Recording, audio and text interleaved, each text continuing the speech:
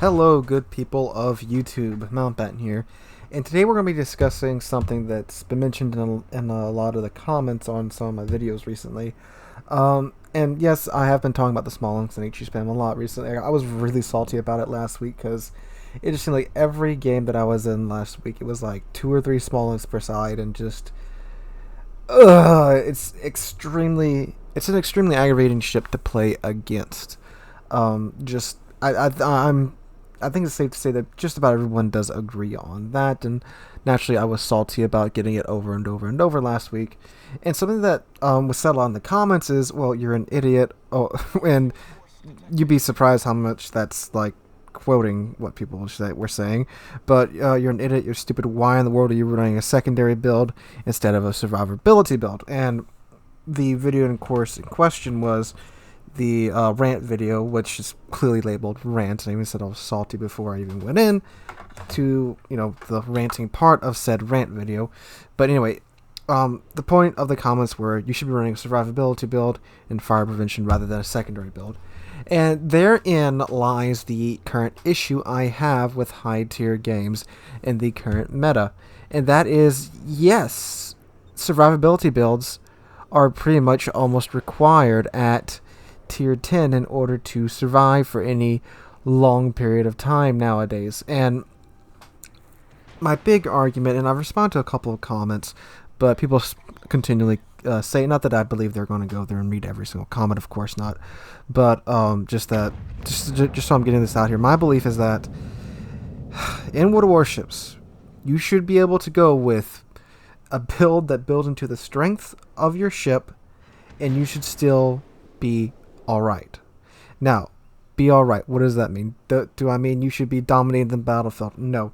I mean, it should be safe for you to build to your ship's strengths, and just the way the game should work at tier 10 is that every ship should be able to perform its strengths well. And that's my really big issue with not just Smalllands, but Smalllands, Colbert, Harugumo, Wooster. All those ships are forcing, and it's not just that, there's several other issues at hand here, but it's just the prevalence of HE. No one can say there's not more HE spam in the game this year than there was 2 years ago when I started playing. When I started playing 2 years ago, the worst HE spammer we had was a Des Moines. That thing feels like it takes forever to reload now, looking at some of the ships that we have in today's game. So that's just the way I think builds should be. You should be able to build to the strength of your ship, and it should be able to perform well at tier 10, and that should go for every tier 10 ship.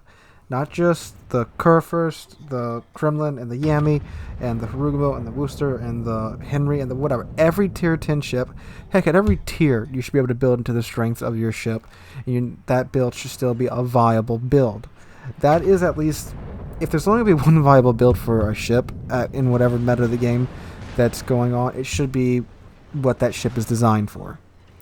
And that's where the aggravation comes in with the current meta of World of Warships, because the current meta at high tiers is, as you're seeing in the game here, in the game you're viewing right now, it's hang back, wait for one side to have like slaughter half of the other side ships, and then people assume it's safe to push, and then they go. And normally at like the 5 or 6 minute mark, you already know which way the game's going to go. It's very rare that anything else happens, and I know so because every time a game goes a little different and kind of teeter-totters back and forth, I upload it to the channel because those games are increasingly rare nowadays at higher tier. And it's kind of part of, and it's no one thing's fault right now. I mean, we have issues with matchmaking, with ship balance, with the prevalence of HE, with ships like the Kremlin that are obviously way more powerful than they should be, but Wargaming keeps just dialing the Kremlin back by like a notch here or there, and that's it. And they haven't even touched the Smalllands yet, except for removing it in 2 patches, and 2 more patches from the store, not from the game. And it's just like they're going so hard for new ships, which I understand that they obviously need more ships in the game to make the game appealing to a broader audience. But some decisions Wargaming has made recently, like the splitting of the Soviet cruiser tree. Who asked for that? Was that a demand? To my knowledge, no one really wanted that. I mean, I'm sure some people thought it'd be nice, but is it really necessary right now? I mean, with Matchmaker and just everything else going on, some other things need your attention more gaming right now rather than just the adding in new ships. And I know, of course, they have different departments that work on different things, but it's just like some things are getting higher priority over some other things which really need to be addressed. But anyway, back to the issue at hand. Builds. Builds are supposed to be a way that you can customize your ship and have it play a certain way. And yes, I could put a survivability build on the curve first, and yes, that would help it having preventive maintenance. I'm not sorry, not preventive maintenance. What's it called? Fire. Oh Lord, fire prevention. I could have fire prevention on there basis of survivability, and yes, my curve first would last longer. But then I would be getting rid of the thing I like about the curve first, and that is its ability to get in close and brawl and its monster secondaries. The whole thing of the German line is that they have good secondaries, they have great armor for brawling, and their main guns aren't that accurate. And the main guns did get a bit of a buff a while ago, and it's helped out quite a bit. But still, the whole point of the German line is the secondaries are actually good, and they have baked-in IFHE kind of, sort of, and they can do well against, battleships and cruisers and destroyers. And that's the whole characteristic of the German line. And, of course, people always say, well, the Germans are just out of the meta anyway. It's like, well, then there's an issue right there, too. You shouldn't have whole ship lines that are just pointless to grind nowadays. It should still be a viable option, and it should still be at least somewhat effective at higher tier. And yes, there are games where I do well in my curve first, but they are exceedingly rare nowadays. And this is someone who, of all the things I say about me being an average player, I do believe I am an above average player in the curve first, and even people who hate on some decisions I make will say that, hey, he's only good in the curve first because he plays it so much. That's a comment that I've saw not too long ago. I forget what video it was on, but yeah, even people who make some really nasty comments will say that I'm at least decent in the curve first, and it's frustrating because you spend all this time building up this captain. And, I'm lucky that I have this channel and you guys here supporting me to where I can afford to respect my captain. What about the guy who's a free-to-play player? He's been playing the Germans for a while, and he's been building this captain up the entire time to get to where he is now in the curve first. He's at tier 10. He's got a 19-point captain because he's worked hard. He's played up the entire line. He has a secondary build on it because that's the German strengths, secondaries.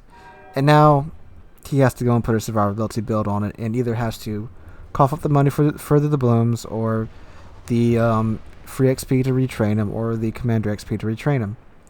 It's not really that fair to that guy.